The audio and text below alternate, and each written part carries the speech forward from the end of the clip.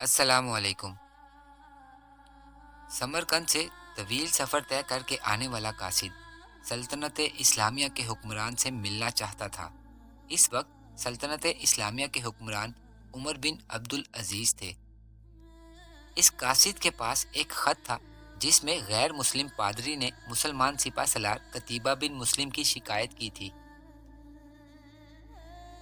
आपसे गुजारिश है, अगर आपने मेरा चैनल अभी तक सब्सक्राइब नहीं किया तो प्लीज़ कर लें और बेल आइकन को भी प्रेस कर दें। इससे आपको मेरी हर आने वाली इंफॉर्मेटिव वीडियो की अपडेट मिलती रहेगी।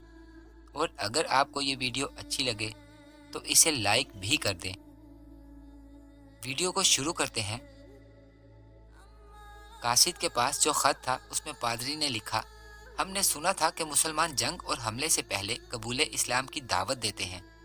अगर दावत कबूल ना की जाए तो जजिया देने का मुतालबा करते हैं, और अगर कोई इन दोनों शराइत को कबूल करने से इनकार करे तो जंग के लिए तैयार हो जाते हैं। मगर हमारे साथ ऐसा नहीं किया गया और अचानक हमला करके हमें मगलूब कर लिया गया। ये खत समरकंद के सबसे बड़े पादरी ने इस्लामी सल्तनत के फरमारवा उमर बिन अब्दुल अजीज के नाम लिखा था।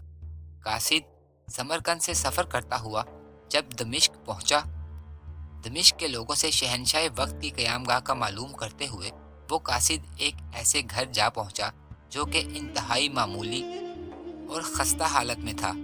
एक शख्स दीवार से लगी सीढ़ी पर चढ़कर छत की लिपाई कर रहा था और नीचे खड़ी एक औरत गारा उठाकर इसे दे रही थी। इसे ऐसे लगा कि लोगों ने इससे मजाक किया है, लिहाजा जिस रास्ते से आया था वापस उसी रास्ते से उन लोगों के पास जा पहुंचा जिन्होंने उसे रास्ता बताया था। उस कासिद ने लोगों से कहा, मैंने तुमसे इस्लामी सल्तनत के बादशाह का पता पूछा था, ना कि इस मफलूकुल हाल शख्स का जिसके घर की छत भी टूटी हुई है। लोगों ने कहा, हमने तुझे पता ठीक ही बताया था, वही हाकिम वक्त उमर बिन अब्दुल अजीज का घर है। उमर बिन अब्दुल अजीज जो कि उमवी सल्तनत के फरमा रवा थे और उस वक्त मुसलमानों के खलीफा भी थे, और उनकी निस्बत हज़रत उम्र फ़ारूक रज़ी अल्लाह ताला अन्हो से इस तरह से थी कि उनकी वालिदा उम्मे आसिम हज़रत उम्र फ़ारूक रज़ी अल्लाह ताला अन्हो की ग्रैंड चाइल्ड थी। एक अजीमुशान सल्तनत के शहंशाह को फटे पुराने कपड़ों में और मट्टी और गारे से अटे हुए अपने ख्यालों में तसव्वुर करता हुआ वो कासिद वापस उसी रास्ते दोबारा चल दिया। उसके दिलो दिमाग में शहंशाह का जो अक्स था, ये सब इसके बरअक्स था। कासिद पर एक अजीब सी मायूसी छा गई और बेदिली से दोबारा उसने उसी घर पर जाकर दस्तक दी। जो शख्स कुछ देर पहले लिपाई का काम कर रहा था वही अंदर से नमूदार हुआ। कासिद ने अपना तारुफ कराया और ख़त उमर बिन अब्दुल अजीज़ को दे दिया। उमर बिन अब्दुल अजीज़ ने ख़त पढ़कर उसी ख़त की पुश्त पर लिखा, उमर बिन अब्दुल अजीज़ की तरफ से समरकंद में तैनात अपने सिपा सलार कतीबा के नाम एक काजी का तकर्रुर करो जो पादरी की शिकायत सुने और इसे इंसाफ दिया जाए। ये लिखने के बाद उमवी सल्तनत के इस खलीफा ने मोहर लगाकर ख़त वापस कासिद को दे दिया। समरकंद लौटकर कासिद ने ख़त का जवाब और मुलाकात का अहवाल जब पादरी को सुनाया तो पादरी भी मायूस और अफसुर्दा हो गया। इसने सोचा कि क्या ये वो ख़त है जो मुसलमानों के उस अजीमुशान लश्कर को हमारे शहर से निकालेगा।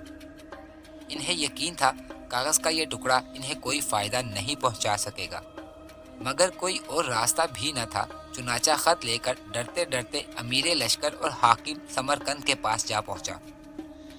हाकिम ने ख़त पढ़ते ही फ़ौरन एक काजी का तयन कर दिया जो कि इसके अपने खिलाफ समरकंदियों की शिकायत सुन सके। काजी ने पादरी से पूछा, क्या दावा है तुम्हारा? पादरी ने कहा, कतीबा के लश्कर ने बगैर किसी पेशगी इतला के हम पर हमला किया। ना तो इसने हमें इस्लाम कबूल करने की दावत दी और ना ही हमें किसी सोचो विचार का मौका दिया। काजी ने हाकिम को देखकर पूछा, क्या कहते हो तुम इस दावे के जवाब में? हाकिम कतीबा ने कहा, काजी साहब, जंग तो होती ही फ़रेब और धोखा है। समरकंद एक अजीम मुल्क था, इसके कुर्बो जवार के कमतर मुल्कों ने ना तो हमारी किसी दावत को मानकर इस्लाम कबूल किया और ना ही जजिया देने पर तैयार हुए। بلکہ ہمارے مقابلے میں جنگ کو ترجیح دی تھی۔ سمرقند کی زمینیں تو اس سے اور بھی زیادہ سرسبز و شاداب اور زور آور تھیں۔ ہمیں پورا یقین تھا کہ یہ لوگ بھی لڑنے کو ہی ترجیح دیں گے۔ ہم نے موقع سے فائدہ اٹھایا اور سمرقند پر قبضہ کر لیا۔ قاضی نے حاکم کی بات کو نظر انداز کرتے ہوئے دوبارہ پوچھا، میری بات کا جواب دو، تم نے ان لوگوں کو اسلام قبول کرنے کی دعوت، جزیہ یا پھر جنگ کی خبر دی تھی یا نہیں؟ حاکم قتیبہ نے کہا، نہیں قاضی صاحب، میں نے جس طرح پہلے ہی عرض کر دیا کہ ہم نے موقع سے فائدہ اٹھایا تھا۔ قاضی نے کہا، میں دیکھ رہا ہوں کہ تم اپنی غلطی کا اقرار کر رہے ہو، اور اس کے بعد تو عدالت کا اور کوئی کام رہ نہیں جاتا۔ اللہ نے اس دین کو فتح اور عظمت تو عدل و انصاف کی وجہ سے ہی بخشی ہے، نہ کہ دھوکہ دہی اور موقع پرستی سے۔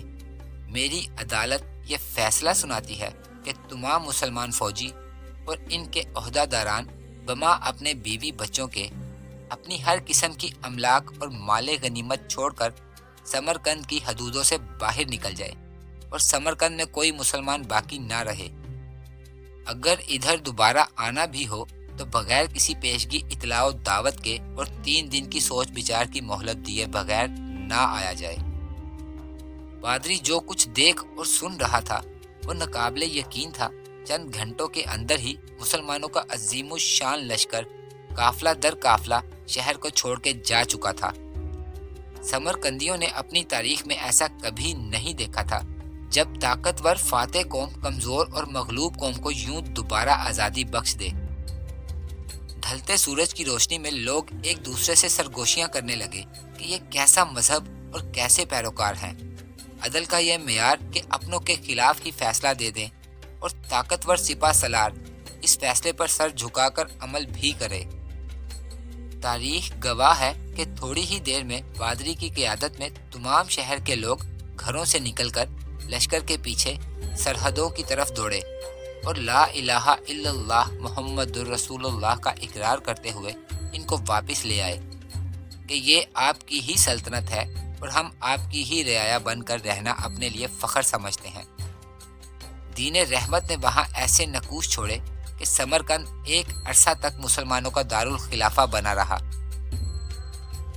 کبھی رہبر دو عالم حضرت محمد صلی اللہ علیہ وآلہ وسلم کی امت ایسی ہوا کرتی تھی۔ آج غیر مسلم تو دور کی بات، مسلمان سے مسلمان کو کوئی امان نہیں۔ مجھے اجازت دیجیے، اللہ حافظ۔